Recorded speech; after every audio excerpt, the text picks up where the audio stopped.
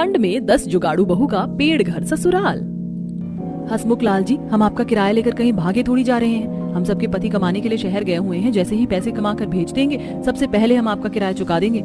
आपसे हाथ जोड़कर विनती है, रोज रोज किराए के लिए मत टोकिए। सविता की इस बात पर मकान मालिक भड़कते हुए बोलता है, वाह जी वाह, एक तो चोरी ऊपर से सीना चोरी। अरे पूरे 2 महीने हो गए तुम 10 के पतियों को परदेश गए हुए, अभी तक 1 रुपया कमा के नहीं भेजा होगा। मैं कैसे मान लूं? जरूर तुम सब मेरे किराए के पैसे अपने घर के खर्चों में उड़ा देते होगे। अगर इतनी ही शर्म लाज लगती है तो तुम सब मेरा किराया भर दो। मुझको भी थोड़ी ना शौक लगा है ये रोज रोज ठंड में आकर किराया मांगने का। मकान मालिक जी, हमें थोड़े दिन की मोहलत दीजिए। हम आज ही अपने पति से बात करके बताते हैं। इस बार मैं तुम लुगाइयों की एक नहीं सुनने वाला। या तो इस महीने मेरा पूरा का पूरा किराया चुकाओ या मकान खाली करो। मकान मालिक 10 बहुओं के साथ बहसबाजी करके चला जाता है। मुरझाई सूरत लेकर 10 बहुएं घर के अंदर आती हैं, जहां टूटी खिड़की और दीवार से साए साए बर्फीली हवा घर में घुस रही थी, जिससे सब थर थर कांप रही थी। एक तो दिन रात की बर्फीली हवा में इस टूटे फूटे मकान में रहना दूभर हो गया है। इसके बाद भी मकान मालिक हम पर धौंस ऐसे जमाता है जैसे कितना फर्स्ट क्लास कमरा है इसका। मकान में कुछ भी तो ठीक नहीं है। छत से लेकर दरवाजे खिड़कियां सब कुछ टूटा पड़ा है। वो तो हम जुगाड़ बहुएं इस मकान में गुजारा कर रही, वरना कोई दूसरा किराएदार एक दिन भी नहीं टिकने वाला। अरे आज पूरा वक्त बातों में ही जाया करने का इरादा है क्या? खाने की तैयारी करनी है। रजनी देखो राशन में क्या पड़ा है। बबीता, आटा चावल दोनों का कनस्तर खाली है और अब तो लाला जी ने भी उधारी देने से मना कर दिया है। इसे कहते हैं कंगाली में आटा गीला होना। हमारे हाथ में तो पैसा कौड़ी भी नहीं है। घर का चूल्हा किस प्रकार जलेगा? ऊपर से ठंड का मौसम अलग से कहर ढा रहा है। तभी ललिता सविता को जंगल जाते देखकर बाकी 8 बहुएं भी उनके पीछे पीछे हो लेती है। भयंकर सर्दी में कोहरे की सफेद चादर में पूरा गांव ढका था। अड़ोसी पड़ोसी अपने मकानों के अंदर मखमली रजाई में पड़े थे। कोई हीटर की गर्माहट में सुख चैन में बैठा था, तो कोई ठंड के मौसम के लजीज पकवानों के लुत्फ उठा रहे थे। वहीं गंगा की 10 बहुएं थर-थर कांपते हुए जंगल में आती हैं, जहां घने पेड़ों की जड़ें पूरी जमीन में जकड़ी हुई थी और जंगल घना होने की वजह से हल्का अंधियार भी छाया था। हे भगवान, एक तो इन घने पेड़ों के चलते हुए जंगल में जरा सी भी धूप की किरणें नहीं पहुंची हैं। सच कह रही हो कविता, पता नहीं इस जंगल के जीव जंतु इस जंगल में कैसे रहते हैं। सर्दी के मारे मेरा तो रोम रोम सिहर रहा है। अगर तुम दोनों ने एक बात पर ध्यान दिया है, इस जंगल में इतने जानवरों की भयंकर आवाज आती है मगर कोई जानवर दिखता ही नहीं है। पूनम के इस प्रश्न का जवाब देते हुए शीला कहती है, पूनम, जंगली जानवर केवल गर्मी के मौसम में ताजी हवा खाने के लिए खुले मैदान में रहते हैं, मगर सर्दी का मौसम आते ही वो अपने लिए पेड़ों के अंदर मांद बना लेते हैं। पेड़ों के अंदर बहुत गर्माहट होती है। सभी अभी आपस में बातचीत कर ही रही होती है, तभी एक पेड़ की जड़ में से एक भालू का बच्चा बाहर निकलता है और उन 10 को देखकर वापस जड़ के अंदर दुबक जाता है। अरे, तुम सबको आज इसी जंगल में शाम करवाना है क्या? देखो मुझे क्या मिला। ये चौलाई का साग और गोभी भी है। इससे आज हमारे खाने का जुगाड़ लग जाएगा। इस जंगल में कोई आता जाता नहीं है ना, इसीलिए साग अपने आप उगाया है।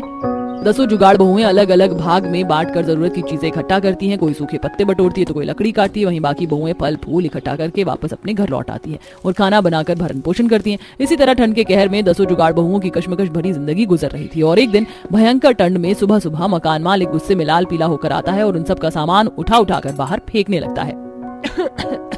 अरे ओ मकानदार, क्यों गरीबों की मिट्टी पहाड़ कर रहे हो? अरे बहू से रोक। जी आप बैठ जाइए, आपकी तबीयत खराब है। मकान मालिक, जितनी भयंकर ठंड में अपनी सास को लेकर हम कहाँ जाएंगे? हम पर तरस खाइए। अब मैं तुम लुगाइयों की चिकनी चुपड़ी बातों में नहीं आने वाला। निकलो यहाँ से। 10 की 10 अपनी बीमार सास को लेकर भयंकर ठंड के मौसम में इधर से उधर भटकने लगती हैं। मौसम भी खराब होता और बार बार बादल गरज रहे थे। बर्फीली हवा सबकी हिम्मत को तिल तिल कर तोड़ रही थी।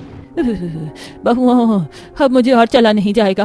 मुझे बड़ी जोर का जाड़ा लग रहा है। लगता है आज इस ठंड में मेरी मिट्टी उठ जाएगी। अपनी सास की ठंड से बिगड़ती हालत को देखकर 10 की आंखों से झरझर आंसू बहने लगता है। माँ जी, भगवान के लिए ऐसा मत कहिए, हम आपको कुछ नहीं होने देंगी। देखो मौसम खराब हो रहा है, लगता है बहुत तेज तूफान आंधी आने वाला है। हमें अपने लिए ठिकाना बनाना होगा। 10 को जंगल के अलावा कोई दूसरा चारा नजर नहीं आता। सब कपकपाते हुए जंगल में प्रवेश करती है। तभी चंपा बबीता पेड़ों के अंदर जानवरों का बसेरा देखती है और उन्हें जुगाड़ सूझता है। हर पल के साथ ठंड बढ़ती जा रही है। हम बिना देरी किए अपने लिए पेड़ों के अंदर घर बनाना होगा। शीला, तुमने कहा था ना कि पेड़ों के अंदर गर्माहट होती है, तो इस वक्त हमारे लिए इससे उचित ठिकाना कोई और नहीं होगा। हाँ, मगर हमारे पास तो कोई औजार भी नहीं है। हम इन पेड़ों को कैसे खोदेंगे? तो क्या हुआ, हमारे पास औजार नहीं है, लेकिन हम जुगाड़ लगाकर बना तो सकते हैं, जैसे पहले के आदि मानव बनाते थे। 10 की 10 कड़कड़ाती ठंड में कठोर पत्थर से औजार बना लेती हैं और रजनी एक तना कटा पेड़ को चुन लेती है।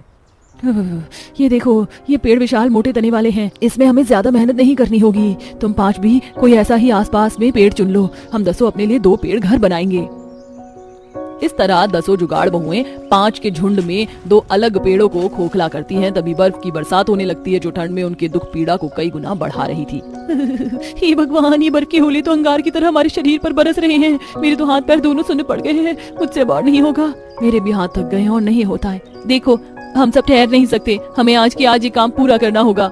बिना रुके थके सब आखिरकार कड़कड़ाती ठंड में कड़े संघर्ष के बाद पेड़ घर तैयार कर लेती हैं। आखिरकार हमारी कोशिश कामयाब हो गई। देखो, हमने कर दिखाया। देखो, अंधेरा ढलने वाला है। इतनी मेहनत के बाद भूख लग रही है, मगर हमारे पास खाने को कुछ नहीं है। आज की रात तो भूखे पेट रहना पड़ा। भारी पड़ने वाला है। अरे, इतने हरे भरे जंगल में पेड़ ही पेड़ हैं, तो जाहिर सी बात है फलों के पेड़ होंगे। दसों बहुएं खाने की तलाश में जंगल का चप्पा चप्पा छान मारती हैं, जहां एक बेरों से लदा पेड़ मिलता है।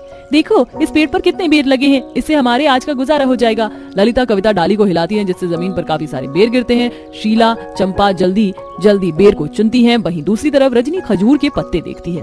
देखो, ये खजूर के पत्ते कितने चौड़े हैं। इनसे झाड़ू बनाकर अगर हम बेचेंगे तो झाड़ू 20-30 रुपए में कम से कम बिक जाएगी।